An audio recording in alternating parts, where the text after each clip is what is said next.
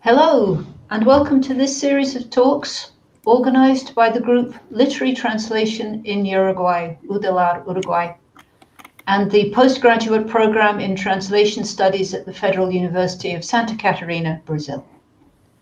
The series is also supported by the Capish Print Program and the Foreign Language Center of the University of the Republic in Uruguay. In this series, we offer an overview of different research methodologies in translation and interpreting studies.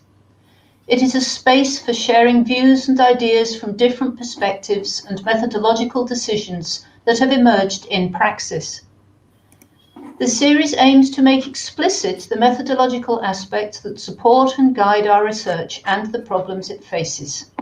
At the same time, the conference aims to generate a space for exchange among researchers from different academic spaces and traditions. We invite you to participate in the next event that we will hold, always on Montevideo time. You can register at our blog. On Friday, the 8th of October at 7 p.m., we have Nayeli Castro Ramirez from the University of Massachusetts, USA, Traducción e Historia, el latinoamericanismo estadounidense durante la Guerra Fría. On Wednesday, the 3rd of November at 7 p.m., we have Anthony Pym from the University of Melbourne, Australia, talking about reflexive empiricism in translation studies. On Thursday, the 25th of November at 7 p.m., Gabriela Villalba from the Instituto de Enseñanza Superior en Lenguas Vivas, Argentina. Relevando representaciones a partir de entrevistas, el caso del español en la traducción editorial argentina contemporánea.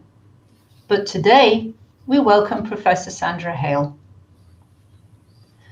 Professor Sandra Hale is convener of the Interpreting and Translation programs at the University of New South Wales, Sydney, Australia, where she teaches interpreting in community, legal, and conference settings. Her qualifications include a Bachelor of Arts in Interpreting and Translation, a Diploma of Education, a Master's in Applied Linguistics, and a PhD in Court Interpreting Forensic Linguistics. She's a pioneer in community interpreting pedagogy and research. She was awarded a doctorate honoris causa by the University of Antwerp for her groundbreaking research into community interpreting. She's currently involved in a number of large externally funded research projects dealing with different aspects of interpreting in court and police settings. You can find more information about her research, teaching, supervision, and other professional activity at the link that I hope Warley can post on the chat here. She's the sole author of the books The Discourse of Court Interpreting, 2004 and 2010, and Community Interpreting, 2007, and co-author of 4 other books, including Research Methods in Interpreting, 2013, with Jemima Napier. I use it myself. It's an excellent book. I use it in my teaching. I strongly recommend it. She's also written many journal articles and book chapters. She's regularly invited as a plenary keynote speaker at international conferences and has delivered numerous presentations to the judiciary, tribunal members, and other legal professionals for many years on how to work with interpreters. She was one of the main authors of the recommended national standards for working with interpreters in courts and tribunals. And I hope Warley can post this link on the chat too, because it's well worth the read if you haven't already seen it. She's a fellow of the Australian Academy of the Humanities and a fellow of AUSIT. She was AUSIT National President from 2014 to 2017. Professor Hale also has many years' experience as a National Accreditation Authority for Translators and Interpreters, NATI, accredited certified Spanish interpreter and translator, and continues to practice as a conference interpreter. That's really quite something. I'm not going to say any more. I think we have a little bit of context, and now I'd like to hand over to Sandra, who will talk to us for about 40 minutes, and then I hope we'll be able to take questions and have some discussion. Sandra, it's a pleasure to see you. Thank you, Rachel, for that long introduction, which was not needed. And thank you for giving me this opportunity, Rosario, for speaking to my fellow Latin Americans. I wish I was there, but I'm here, a long, long way away. And it's the morning of Wednesday here, so I'm in the future. So you're there on Tuesday night. So I hope that well, having said that, I was born in Argentina. I'm not sure if you knew that. So I'm originally from Argentina and came to Australia at the age of 12, and obviously kept connection with Argentina.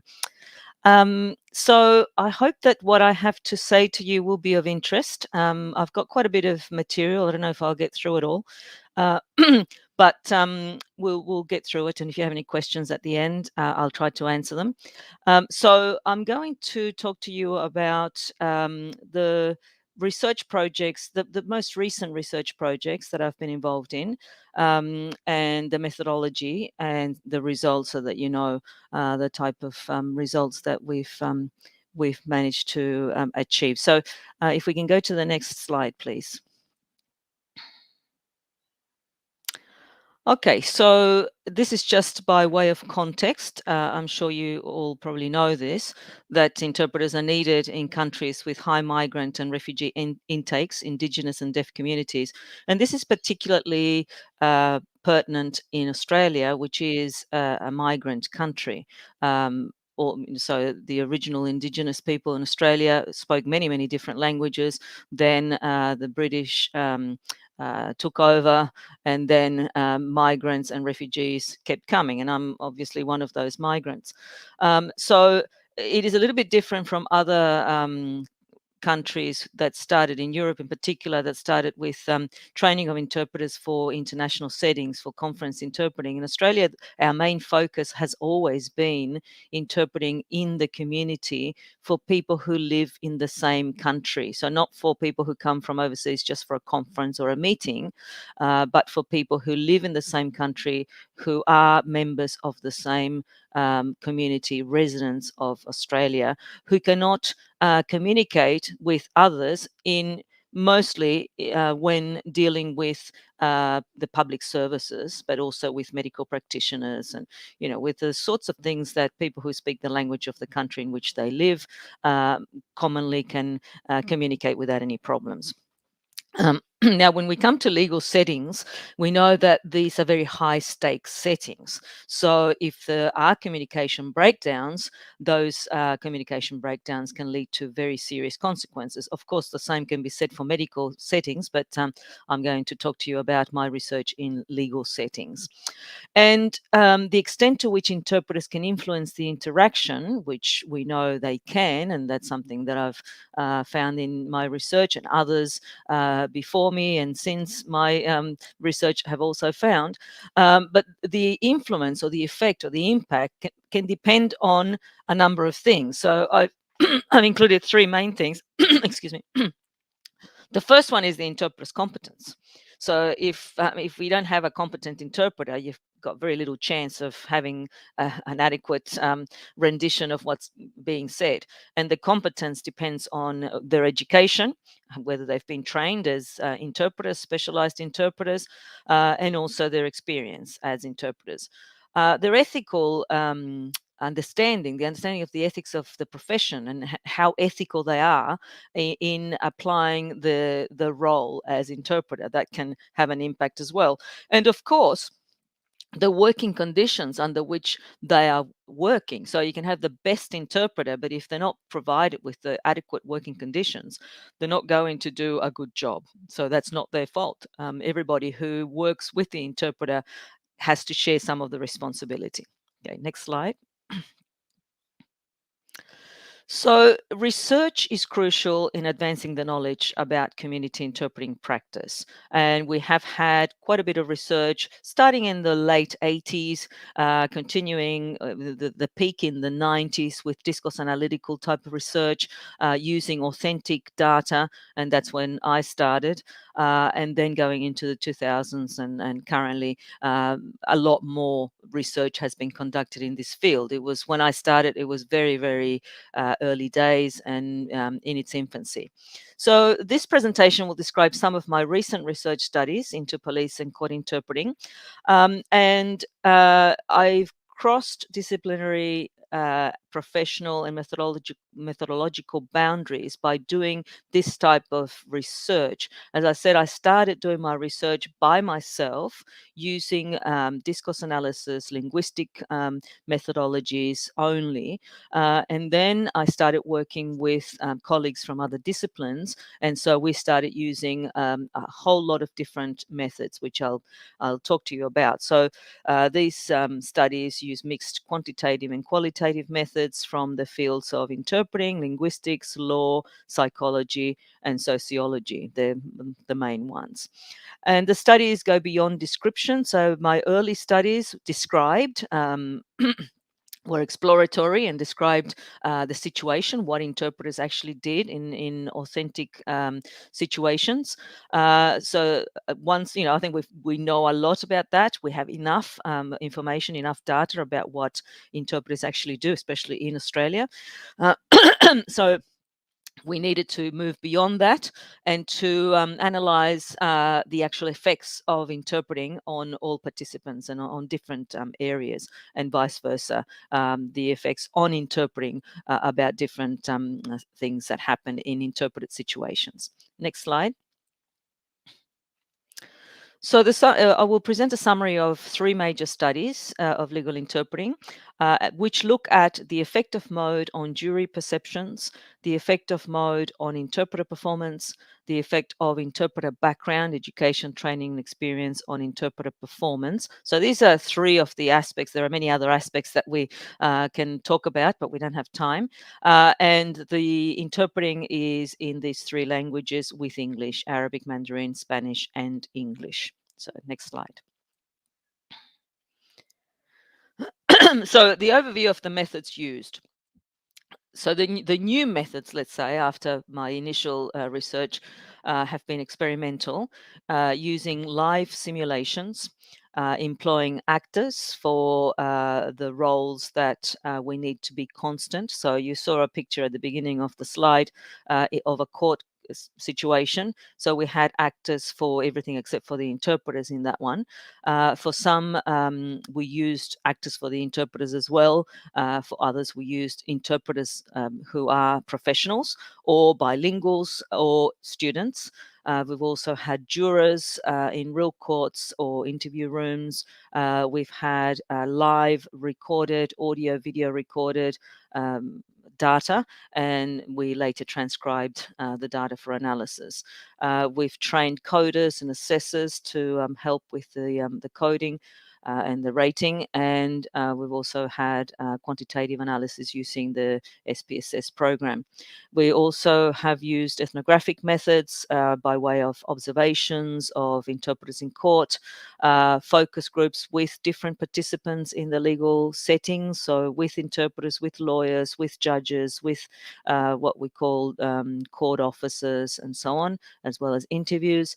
Questionnaires, pre and post experiment questionnaires or general questionnaires independent of the experiments, content analysis of what people have said using in vivo qualitative analysis methods, and discourse analysis using recordings, transcripts of interpreter performance. So quite a whole lot of different methods which we have been able to triangulate, and which obviously makes our research very complex, very costly, and very long. And with large samples. So the samples have been quite large in order to achieve to find whether there is significance. So power analysis had to be done.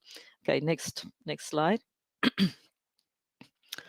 So the first study I'm going to talk about is one that was done in 2011 to 2014, I think, or 15, it finished, which is the effect of mode on jury perception. So this is an Australian Research Council funded project, linkage project, because we had a lot of partner organisations. And this is an important thing, to involve people in the industry in our research so that they can become allies and they can become champions of interpreters. So, there are a number of aims for doing research in addition to finding knowledge. Also, my aim for doing research is to improve the situation for interpreters and for the users of interpreting services to achieve more equitable outcomes, especially with people who do not have the language skills to be able to communicate themselves, and for the justice system to do the work in a way that can work properly.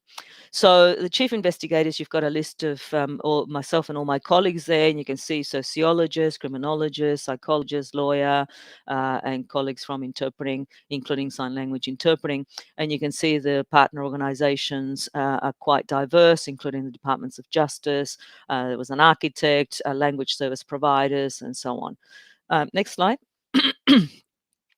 So the research questions for this study were roughly the following. There were more, but these are the main ones. Was there any difference between the monolingual and the two interpret conditions regarding jurors' concentration, understanding, and recollection of the case facts? So what we wanted to find out is what the influence of the interpreter, according to which mode they use, simultaneous or consecutive, was on the jurors. So in an adversarial system like Australia, the jurors are the ones who decide on whether the accused is guilty or not guilty. And so what we want to aim for as interpreters is to minimize the risk of the interpreter being an interference in a case. So we want to be as close as possible to resemble a monolingual case as close as possible. So you don't want the jury to say that to decide on the verdict, say the person is guilty, based on the interpreter, or to say that the person is innocent based on, or not guilty based on the interpreter. We want to try to minimize that as much as possible. So we need to find what are the aspects that will impact on this, and what can we remove or do better so that we can minimize that interference. So was there any difference in the juror's perception of the accused between the three conditions? And was there any difference in the conviction rate between the three conditions? Next slide. So the trial was a mock trial, experimental method. We scripted the actual trial based on a real case. Everything we do is pretty much based on real cases, and we have the advice and the help of lawyers, legal practitioners, police, etc. They were acted out by professional actors because we repeated this multiple times. So we had in a real courtroom, we had the case repeated multiple times in 3 different time slots with 449 jurors. So we had approximately 50 jurors randomly allocated to each condition. So there were 3 conditions: monolingual, interpreted consecutively, interpreted simultaneously. And this was just Spanish English, and the interpretation was scripted. So it was translated to the most accurate that it could be. So we weren't testing the accuracy of the interpreter, we were just testing the mode. So if the interpreting is the same, done by the same interpreter in the best accurate manner possible, does the mode of interpreting make a difference? Next slide. So the main results were that consecutive interpreting tends to distract jurors more than simultaneous interpreting. There were significant differences between the monolingual condition and the consecutive interpreting condition for the juror perceptions of the accused. The consecutive interpreting condition elicited more positive perceptions of the accused. And we speculate that this is because the jurors were looking at the interpreter who was standing next to the accused, who was dressed adequately, looked like a good professional, and had a good image, and they were assessing the accused on the interpreter by seeing the interpreter and by disregarding the accused. This is our speculation, because there were no significant differences at all between the monolingual condition and the simultaneous interpreting mode condition for juror perceptions of the accused. In the simultaneous condition, the jurors did not see the interpreter. The interpreter was in a booth interpreting simultaneously. They could hear the interpreter at the same time as the accused was speaking, and they had the full attention looking at the accused, and they assessed him less favorably through the simultaneous interpreting mode. And very interestingly, there was no significant difference in conviction rates between the monolingual and the bilingual interpreted cases. So even though there were differences according to the perceptions according to the different conditions, when they were asked to convict, there were no significant differences between the three. And this is with extremely accurate interpretation. So there were no interpreting issues. Okay, next. Okay, so before I go on to the second one, so what that last study tells us is that if you have accurate interpreting, whether in the simultaneous or the consecutive mode, there should be no significant differences in conviction rates. So the interpreter can place the non-English speaker in the same position as an English speaker in the case of Australia. It also tells us that the simultaneous interpreting mode is the most similar to the monolingual situation. So that should be the one that we aspire for if interpreters can maintain the same level of accuracy, which of course in that study we didn't test because the interpreting was scripted. So two important results there. The second study was to look at the different modes, but in a police interpreting setting. So this study was funded by the US High Value Detainee Interrogation Group and the FBI, and the researchers are similar to the others, not all of them, but in particular Professor Gudmund Delahunty, Dr. Natalie Marczuk, Dr. Julie Lim, Associate Professor Stephen Doherty, Mustafa Taibbi, and Dr. Xu Han, who helped with the Chinese and the Arabic. So Professor Gudmund Delahunty was the chief investigator for this one, but I was the chief author for this paper. So next slide. Again, the methodology had a scripted interview, which included challenges that interpreters are likely to get in this type of interview. We had professional actors. You may have noticed that they are the same actors as the previous one. We had the script divided into two segments so that we could see whether there was a practice effect. So it was 1,000 word segments. We had two conditions here, face-to-face and remote interpreting. And this is because remote interpreting, unwittingly, we didn't know it was going to become the default because of the pandemic, but it had started to become more popular. For this, we had 42 Mandarin, 33 Spanish, 28 Arabic interpreters, 78% were women, and you've got the age groups there. And the interpreters had the following education. Over half had master's degrees in interpreting. 37% had a bachelor's degree in interpreting, 10% diploma, and only 2% had a high school education. And the topic was a non-English suspect finance terrorist organization. And the duration was about 31 minutes, depending on the interpreters, because these were not scripted. The interpreting was not scripted. These were professional interpreters interpreting as they heard the interaction. They were not, they didn't practice this. They were authentic interpreted situations. Okay, next.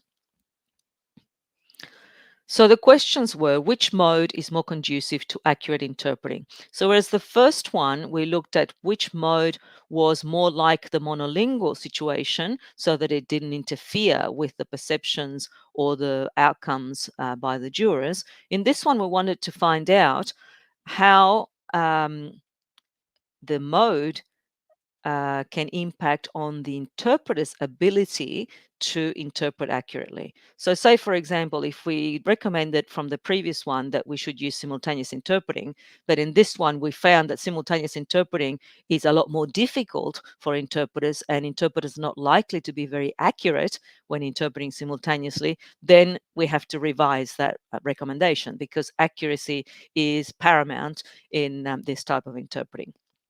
So the next question is, does interpreter location make a difference? So the fact that interpreters are in person, face to face, or are interpreting remotely, does that make a difference? And does language make a difference? The previous study only looked at Spanish English. This one looked at 3 major world languages, which are 3 of the most common languages in Australia for interpreting in community settings. Okay, next. And also, these 3 languages have a lot of interpreters who are highly trained. As you saw from the description of the participants, we have master's degrees and undergraduate degrees in interpreting, in court legal interpreting in these 3 languages at master's and so postgraduate and undergraduate levels.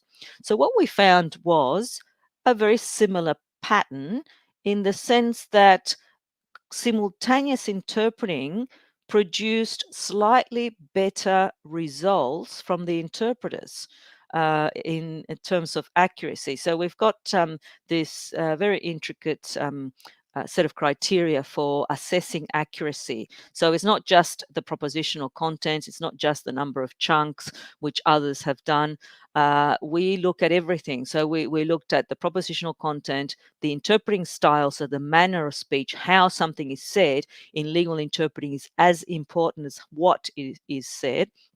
Rapport maintenance features, which are very important in police interviewing strategies, whether they kept the interpreting protocols that are what they are trained to do, use of the first person, asking for repetition in the right way, seeking clarification or etc. Any of those protocols that professional interpreters know how to use, whether they knew the legal discourse, the terminology, whether they were able to manage the situation when needed. And we also looked at the bilingual competence. So you can see that slightly better performance for simultaneous, but not very different. So we go to the next slide. So with the previous one, there was no significant difference between the two. There were tendencies to slightly better in simultaneous. So we can say that it is similar from the previous study, that slightly better for simultaneous, just as good for consecutive. But if simultaneous is slightly better or as good as consecutive, then we can recommend simultaneous interpreting for those interpreters who are trained. Because if they're not trained in simultaneous interpreting, then they will not be able to do this. This was interesting because the location of the interpreter produced some significant differences, and you can see them starred in terms of interpreting style and management skills. So there were some differences in the others where we can see it was as expected.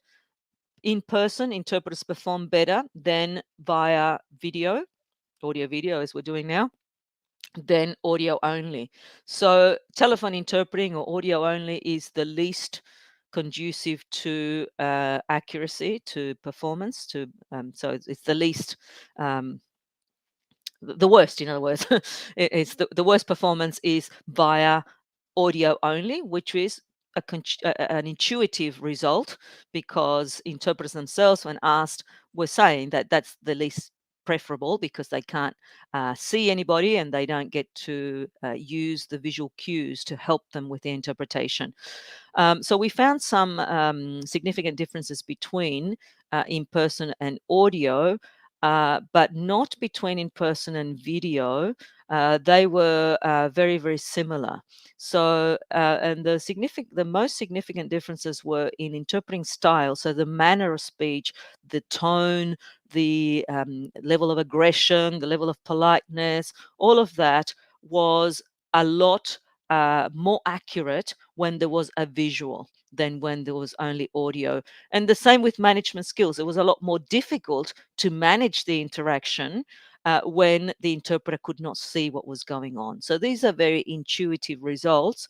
And it is what we expected, that we were able to find these results empirically, which we can use to effect change and to change policy. Next slide. So these are the statistically significant differences in interpreting accuracy. We combined everything to do with accuracy of interpreting, both content and style and all of those terminology and so on. And then we also grouped the management and coordination skills, so the protocols and the management skills. And here we found significant differences, again, between the audio only, which is the red, and the other two put together. So there was no differences between the face-to-face and the audiovisual. And so slight difference, but not significant. But there was significant differences between the audiovisual and the audio only. So the recommendation is that audio should only be used for emergencies, which in Australia, that's how it started. Telephone interpreting services are an Australian invention, which started in the 70s. Just for emergencies, but because then they kept using it, and it's for some reason they pay interpreters less than face to face, which doesn't make much sense because it is more difficult to interpret audio only. So unfortunately, the telephone interpreting continues to be used more than it should, because now we can use audio visual if we need to do remote interpreting instead of audio. And I'm hoping that that will change as technologies improve and as people become more used to these audio visual technologies. Next. So there were no differences, statistical differences, significant differences between the three languages, except for one aspect, the accuracy of the interpretation of vulgar language. Well, that's another paper. I'm not going to tell you much about that, except that the Spanish speakers were the most accurate in interpreting vulgar language. They had no problem, pretty much. The Arabic speakers were the least accurate in interpreting vulgar language, and Mandarin were in between. So over half were pragmatically accurate, which is what we train our interpreters to interpret at that pragmatic level. And they were, even though there were some who were not pragmatically completely accurate in the interpretation of the vulgar language, they still kept the vulgar language, but in a toned down version. So they still kept some vulgarity, but instead of being the most, the harshest type of swear word, they toned it down, but they still kept it. Everything was there. Whereas the Mandarin, they omitted some of it, and they interpreted some of it pragmatically. But in the second part, they were similar to the Spanish interpreters, which means that there was a bit of a practice effect. And the Arabic omitted the swear word more in part one than in part two. So again, more of a practice effect for the Arabic, but less often than the other two. Next. The next study is also of police interpreting, and here we compared the difference in performance between trained and untrained interpreters. This is also funded by the FBI Higher Value Detainee Interrogation Group. Again, the same group of people. There's one extra person from the UK, Professor Mandeep Dami. And this study we decided to do because there is quite a debate about the need for training for interpreters. And in fact, in some countries, they don't have any training for interpreters. And even some interpreters themselves who are not trained argue that there's no point in being trained. I find this quite intriguing, because in any other profession this would not be a debate, but in our profession it is. Next one.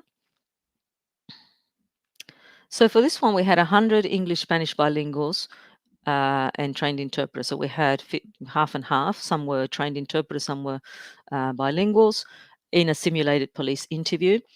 Each interpreter bilingual was asked to interpret for about 20 to 30 minutes live, face-to-face, and the professional actors role-played the detective and the suspect for each interview, but the interpreters all came and authentically interpreted as they heard what they were saying. Next. So we found really significant differences here between the trained and the untrained. So the level of, one thing to highlight is that the level of bilingualism was adequate with both groups. So there was no significant difference in the level of bilingualism. So they were all good, balanced bilinguals. But the interpreters who were trained, the interpreters rather than the bilinguals, so the trained ones, were significantly better. You can see the lighter color in interpreting the propositional content, the manner of speech, maintain the rapport features from the original police interviewers, to use the correct protocols, to have the correct legal terms, to manage the turns. So on everything. And overall, the average mark was 71% versus 47%. So the trained interpreters performed significantly better, and this, is evidence that only trained interpreters should be working in these settings. Next. So these are the differences. The trained interpreters on the left introduce themselves and their role. They interpreted directly using the first, second person pronouns. They told them that they had an obligation to interpret everything. They asked the participants that they speak one at a time. So they introduced the role, the way that they would be working, to set the ground rules so that the work will be a lot simpler in a way. The untrained bilinguals didn't introduce themselves or the role. They didn't know what that meant. The trained interpreters managed difficult situations by using different strategies. So some of them switched to simultaneous interpreting when the participants were not stopping at regular chunks to let them interpret, and when they were very emotional. In particular, in this case, the suspect was very emotional. Instead of interrupting the suspect, which would not be very adequate, in an emotional situation, the interpreter switched to simultaneous to maintain everything accurately. They reinforced the role when needed. They asked the participants to stop and allow them to interpret sometimes, whereas the untrained ones simply omitted the difficult content. They just did what they could. They had no tools, no way, no strategies, no way to manage the situation. Next. So here we've got an example of a trained interpreter who does what I just said as a strategy, switches to simultaneous interpreting. So we'll watch this clip. ¿Cómo así? ¿Cómo así drogas? What do you mean drugs? Yo no tengo nada que ver con drogas. ¿De qué está hablando? Yo no entiendo esto. ¿Qué es lo que está pasando? I don't know what you're talking about. What is this? Yo What's estoy happening? completamente seguro que usted tiene la persona equivocada. Yo no tengo nada que ver con drogas. No quiero nada que ver con drogas. Yo ni siquiera fumo, ni siquiera tomo alcohol. Yo no hago nada de eso, por favor. Any of that, please. Okay, Mr. Lopez, that's noted. Muy bien, señor López, hemos tomado nota de eso. Okay, so you can see that it's obvious that this interpreter is trained, has the notepad, takes notes when needed, and in that very emotional exchange, he just switched to simultaneous interpreting. And even though he didn't have any equipment, but because it's an interview room, he was able to do it, and the police officer was able to continue with the interview. Next.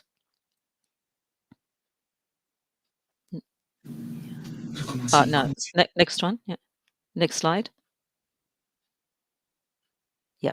So this is an example of a bilingual untrained interpreter to see how she deals with a similar situation. So we'll play the clip. But it's not his. No, eso no, eso no. You've Dios heard mío, that before, huh? ¿qué dijo? Mr. Lopez, I will now formally charge you with the possession.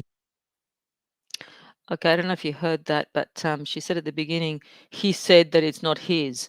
So she omitted most of it. She used the third person.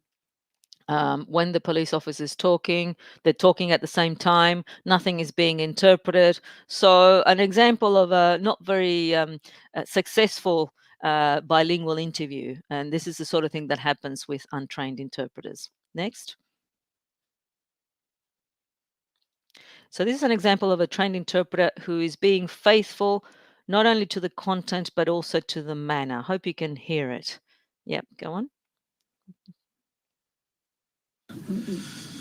What do I think about that?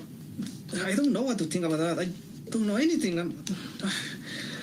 This might be a joke. This has to be a joke. I never had anything to do with drugs. My family, nobody does drugs, and probably somebody got into my house and put a bag in there. I don't know. I don't know what is going on. This can't be true.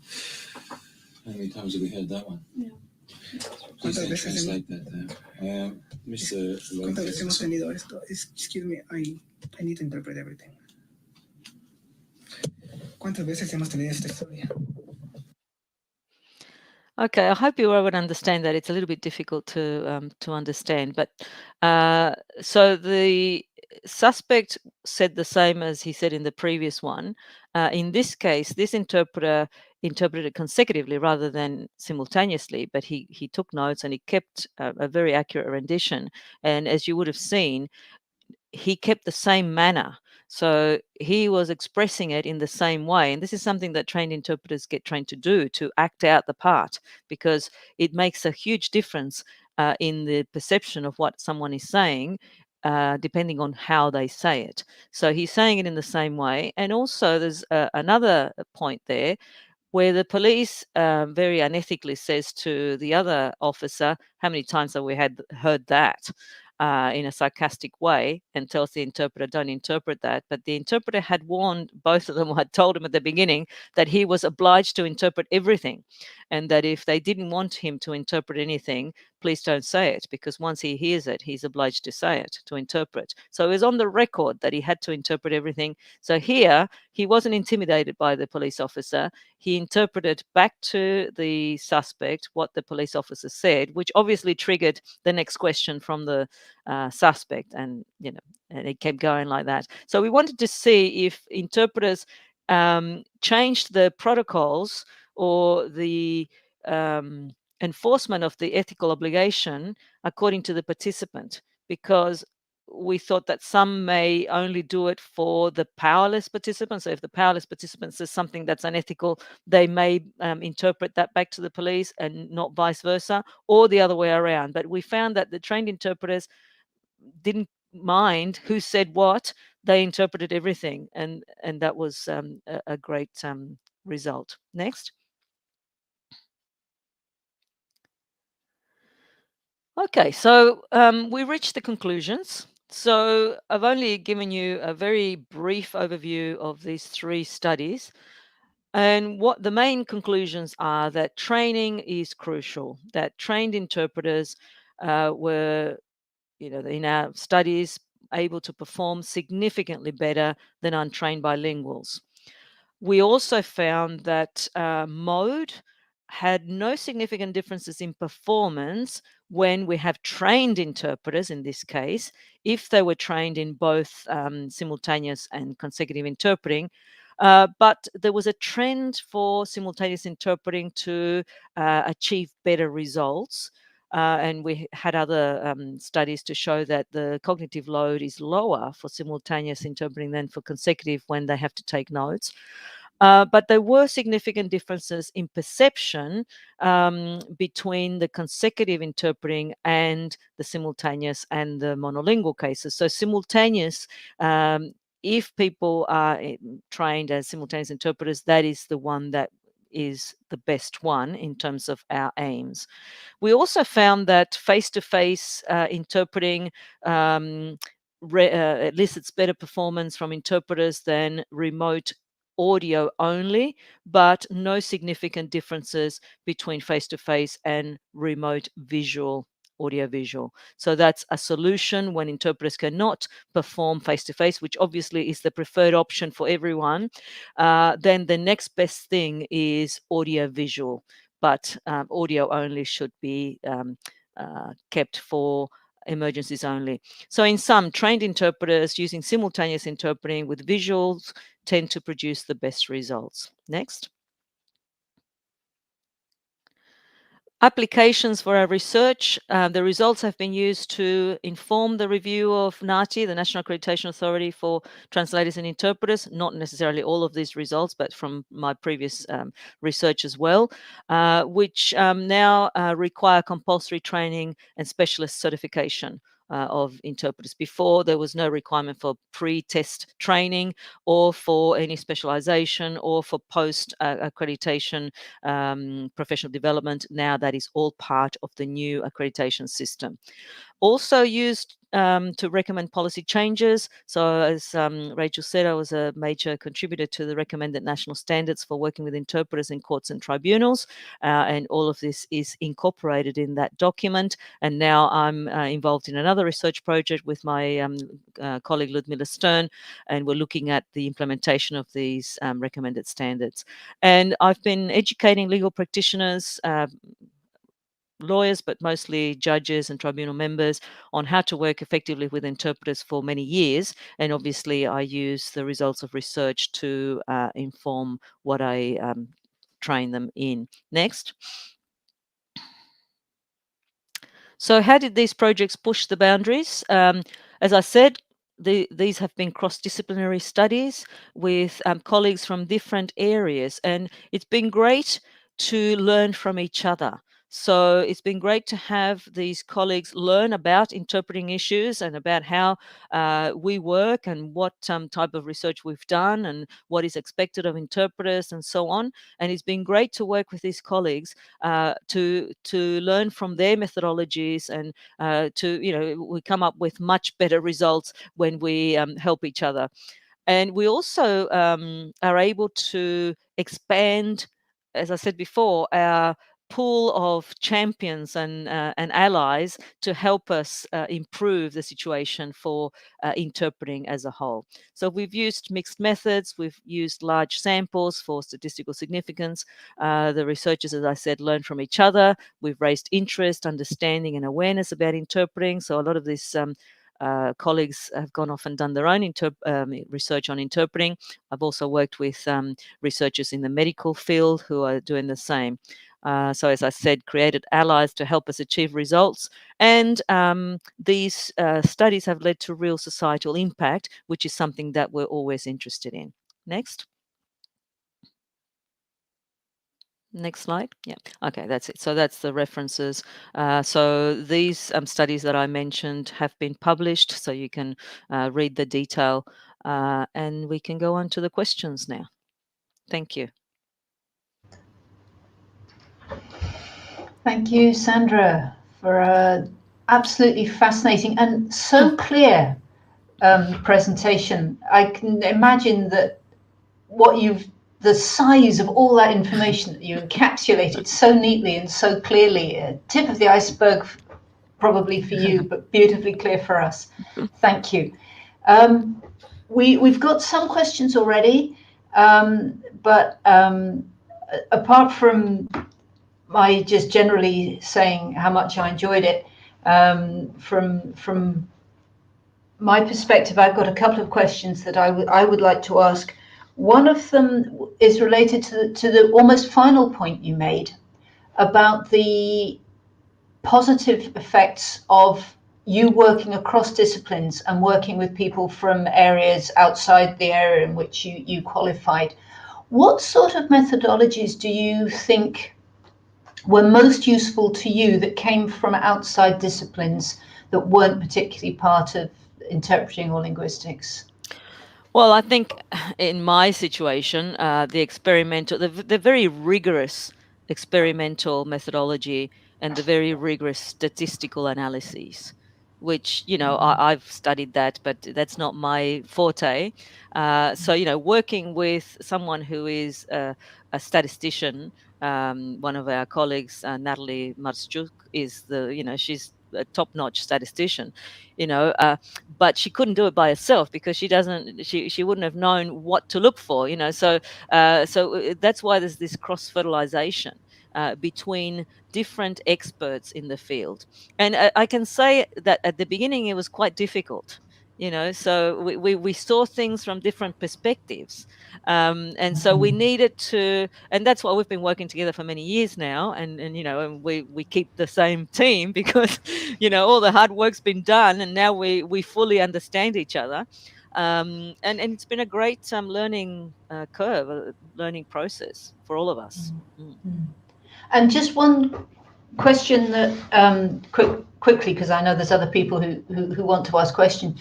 Do you find that when you give feedback to the partners in the legal profession, and when you're trying to get things changed, that people take quantitative results more seriously than if you were to provide qualitative?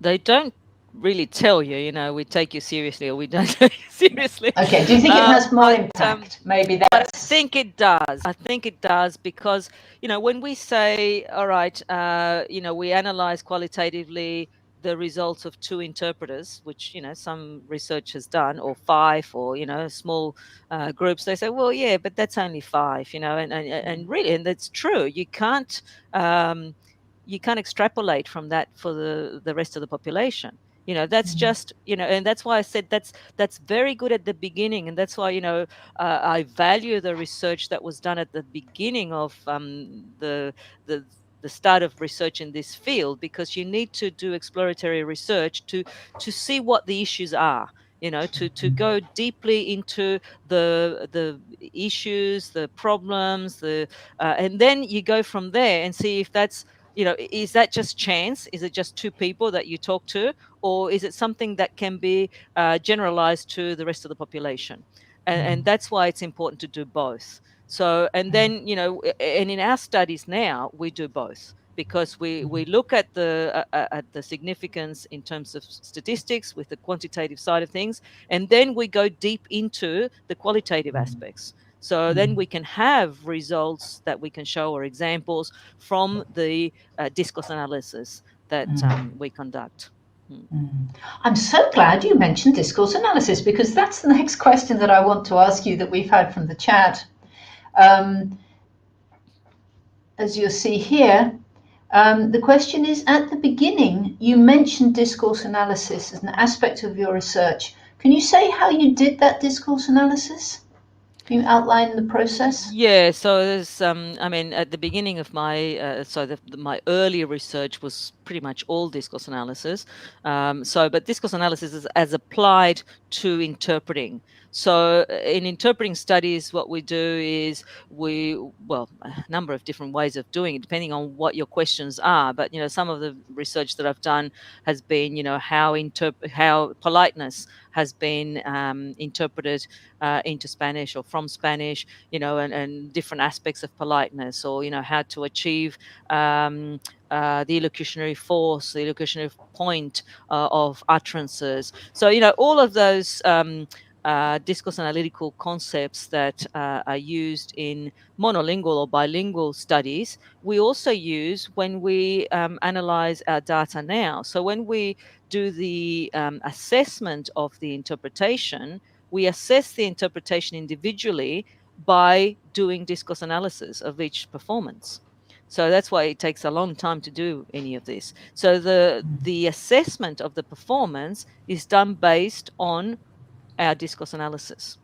So, in terms of those issues. So we look at the interpretation of propositional content, but also interpretation of, as I said before, of how politeness is expressed, of how the interactional management, how they interact, how they take the turns, what they do when they take turns, how they introduce themselves, how they do the closing. So all of those topics that are common in discourse analysis we use in order to assess the interpreter performances.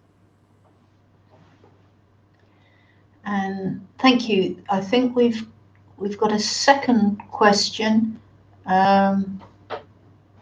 Yes. You mentioned that one of the outcomes of your research at UNSW has been the alliance with other institutions outside academia. Could you further explain this aspect of your work? Yes. So, by the way, I was the first academic in interpreting studies to be successful at achieving or at gaining research funding from the Australian Research Council. The Australian Research Council is very competitive. It's the Well biggest. done. And a lot of my colleagues who came before me gave up because you just couldn't get it. So I kept going, and what tipped the balance, or what I'm sure that what led to the success was that uh, after attempts where I failed as well by myself, applying by myself, I applied with a group of colleagues from different disciplines. So by having different disciplines, including, so this was a linkage because there are two different types. So you can get a linkage research grant and you can get a discovery research grant. This was a linkage, the first one, which means that you have to show significance or impact or societal impact, significance for the industry. So in other words, you're doing this research not just to advance the knowledge academically, but to create something that will make a difference in society. So if you have partners from the industry who will benefit, then that shows that they care about this. They want you to do this research because they want to be informed and do changes according to the results of the research. So for that first one, and one that we're doing now, and another one that we did about deaf jurors, we had mostly the departments of justice. We had well, for the first one, we had an architect because we looked at the configuration of the courts as well. We had lawyers, we had language service providers, we had the Australasian Institute of Judicial Administration. So all of these partners who are interested in the outcomes of our research. I think it's incredibly important, this link between the academic side of translation, interpreting, research, and the end users, both sides, with the as you were saying, with the industry as well, working together. I don't know if we've got time for more questions. I don't know if we have any more. There's one that I would yes. So another question, how do the institutions take the recommendations about making changes in the standards? Are they receptive to it? Are they sensitive about it?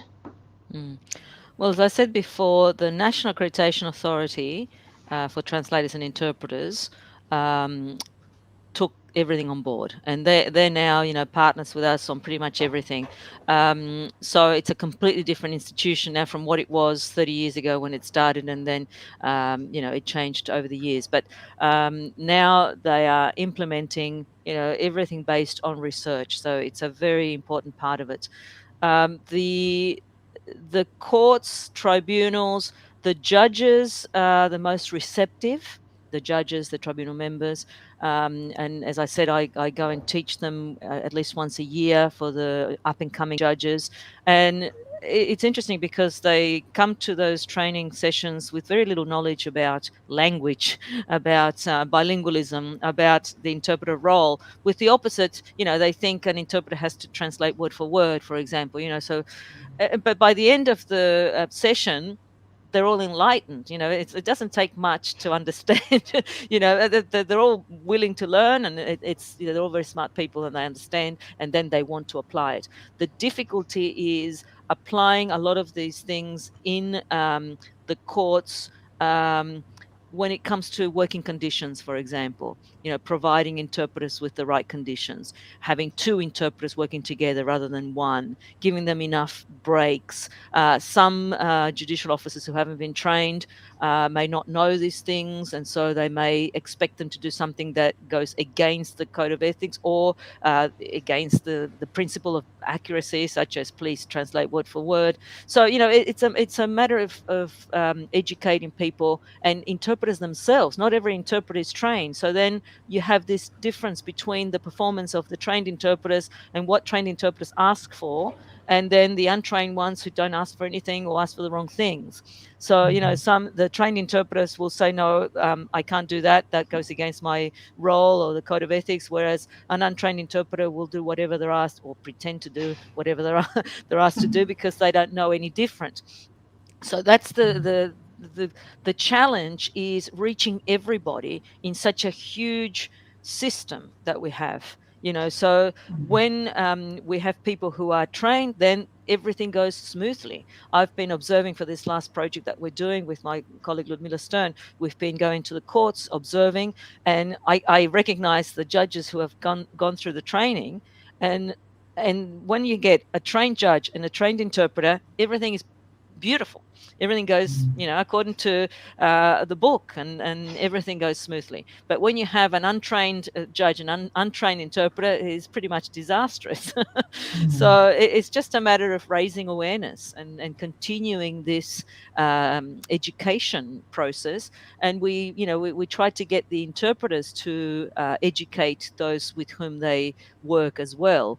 And some of them accept the advice from the interpreters, and they're very grateful, including lawyers and police. Some of them don't treat them very well, and they say, who are you to tell us? So it's a bit of a juggling act. But I am optimistic that things, if I go back 30 years ago when I started, things have improved so much. So we have to look at the general picture rather than at individual cases, which there still are bad individual cases. Oh, that must give you great professional satisfaction to be able to say that. We have 2 more questions, and then we'll have to close. So this one, can you say? I can read it. Read it out. Yes. So, do you want me to translate it, or so in Spanish? If I can expand a bit on the ethical procedures or requirements for this type of research. Si puede ampliar algo sobre los procedimientos éticos de este tipo de investigaciones. The ethics process is long and tedious. So nothing is easy with these projects. These projects are very complex. From the time of the applications are long and very difficult, and often we have to apply a number of times. So we're rejected, and we have to review it and apply again. For one of them, we applied 3 times. We got it the 3rd time. For another one, we applied twice. We got it the 2nd time, and so on. So don't give up, because it's worth pursuing. Once you get the funding, then you have to apply for ethics clearance, and a very rigorous process, especially when we have different organizations involved, and we need to get ethics clearance from the different organizations. So from the different universities that we all work for the different institutions where we have to gather the data from, and we need to have information sheets for every participant with consent forms for every participant. They all have to sign informed consent.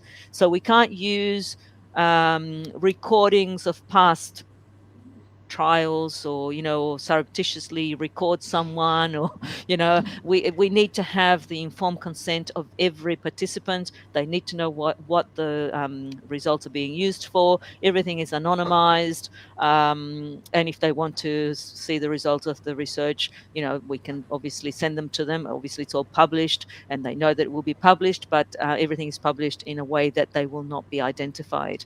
So that's why in those videos that you saw, even though we asked them for permission to use the videos for training and research, we still blurred the faces of the interpreters, not of the actors. The actors we paid, they're actors. So, thank you. The last question. There's more to it than that. You're going to get the second bit of the strip. Okay, so I'll read in Spanish. Quisiera saber si la exigencia de NATI de intérpretes formados corre también para intérpretes de lenguas indígenas, si existe formación para estos intérpretes y quién la brinda. Okay, so whether the NATI requirements are also applicable to indigenous languages and whether there is training for indigenous interpreting. Okay, so we have many languages in Australia. NATI certifies, which means they test, in over 60 languages. We have a lot more than 60 languages. So that will tell you that not every language interpreter is trained or certified.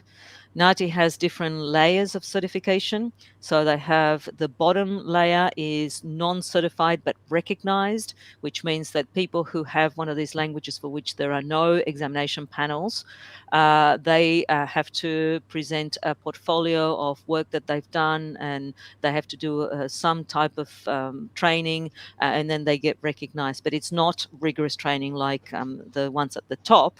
So at the top, then we have those who do a master's degree and who can do a specialization in legal, medical, or conference.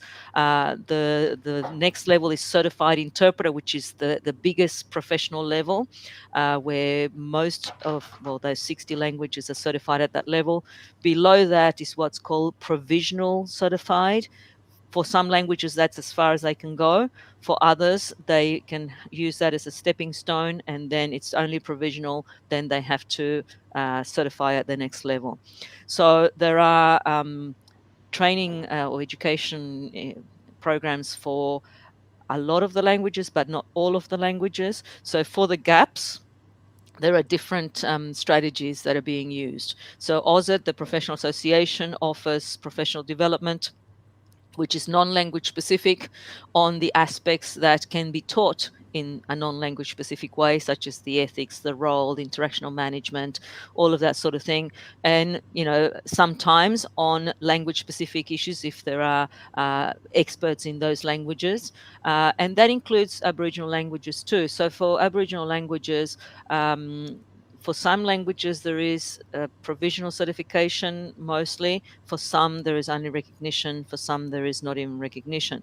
And this depends on where these languages are used and how big the communities are. And in the Northern Territory, they have a specialized Aboriginal interpreter service where they get in-house training. The interpreters are full-time there, and they have their own level of assessment and training, but they also work with NATI. And in other states, they're not as well organized, but there are other organizations that also support Aboriginal languages.